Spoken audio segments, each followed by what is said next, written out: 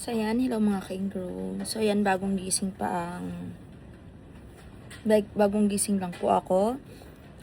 Still hiring po ang nail tech, hairstylist, and all around staff. Sa mga client ko nga po pala na nagtatanong, all around po yung ginagawa ko. Mayroon pong hair, lashes, brow, and nails. Pag nagbukas po ang salon, lahat po ay available na. Kasi dito po sa bahay, saka ko lang nilalatag yung mga gamit pag may magpapagawa. So, kapag may salon na po, lahat po doon nakalatag na. And, ayun po, still hiring po ako ng nail tech. Maganda to kasi hindi po kayo mawawala ng daily income kasi lagi naman pong may client. And then, yun makakakuha po kayo ng mga technique po sa akin kung paano po magtanggal ng ingrown sa mga magiging staff ko po. So, ayan po.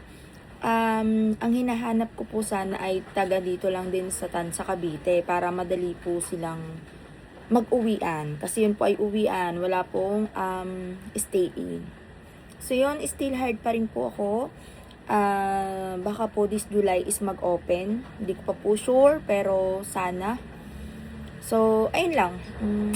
Still hard po ng nail tech, hairstylist, and all around stuff.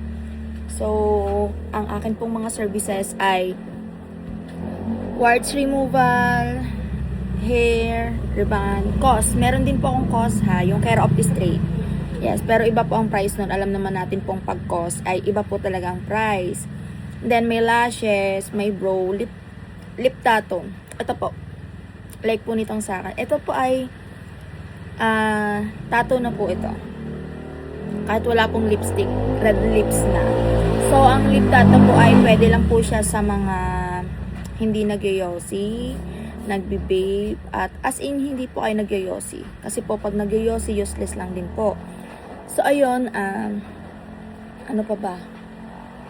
Eyelash. Nag-eyelash din po. So, yun. PM na lang po kayo sa mga gusto mag-apply. And, see you. Good luck.